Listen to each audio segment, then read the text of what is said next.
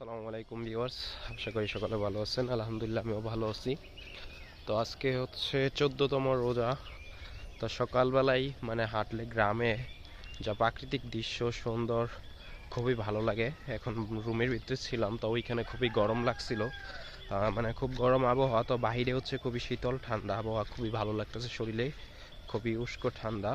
তো খুবই সুন্দর পাখির কিচিরমিচির শোনা যাচ্ছে, যা জানি না আপনাদের আমার কথার পাশাপাশি ভিডিওর মধ্যে কি শোনা যাচ্ছে কিনা। পাখির ডাক, অনেক পাখির, যা আমি সবগুলোর নামও জানি না বা সবগুলোর নামে বলতেও পারবো না। বসন্তকাল কোকিলের ডাকটা শুনলে বুঝতে পারি যে এটা কোকিল ডাকে। তো একটু আগে ওই পাশে দিয়ে কোকিল পাখি ডাকছিল।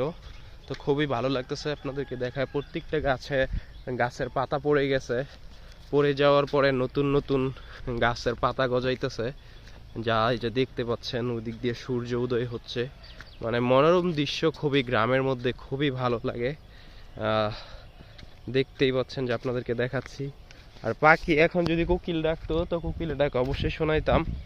তো এদিকে হয়তো কোকিল নাই, তাই দেখাইতে পারতেছি না। খুবই ভালো লাগতেছে। দেখেন গাছে টমেটো সাদা হয়ে আছে, কিছুদিন পরে পেকে যাবে। একটু জুম করে দেখাই, দেখেন কত সুন্দরভাবে গাছে টমেটো হয়ে আছে।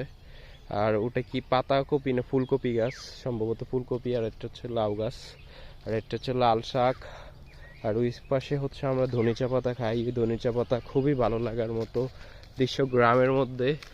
কিন্তু আমাদের ভুলবশত কাকার সাথে এই জায়গা থেকে ড্রোনটা উড়াইছিলাম।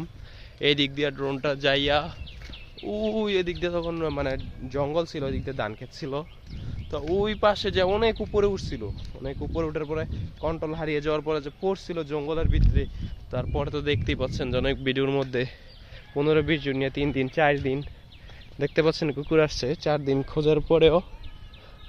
খোঁজার পরেও কিন্তু আর ড্রোনটা পাইনি, অনেক খুঁজছি। মিন্টু আসো, দেখছেন ওরে আমি কি খাবার খাওয়াই নাই, কিছু নাই, ও আমার চিনি না, তারপর আমার সাথে আইসা পড়ছে। এটাই হচ্ছে ভালোবাসা।